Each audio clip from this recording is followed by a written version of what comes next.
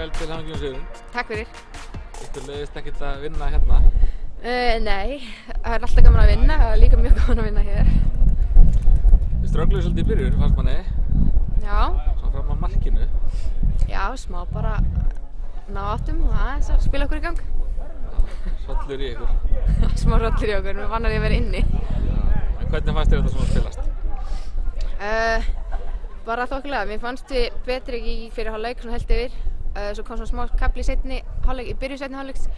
Þar sem við vorum aðeins svona, þær komist aðeins inn í leikinn og áttu inn nokkur skot og eitthvað svoleiðis. En svo fannst mér svona seinni partinn, við svona sigldum þessu heim. Svona, já, Sólveig og Guðrún að koma með kraft inn í leikinn líka. Já, það var flott þetta víti kom á góðu tíma. Já.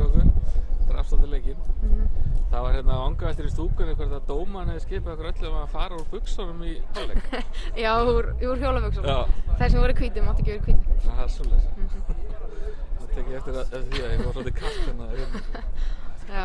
En hvernig líst þér á sumarið? Það er vel sko, mjög vel. Ég er bara spennt að byrja, þetta er bara eftir viku eða eitthvað, hvað er þetta? Já, 50 50 já.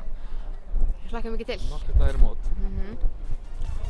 Takk fyrir þetta, Rakel, til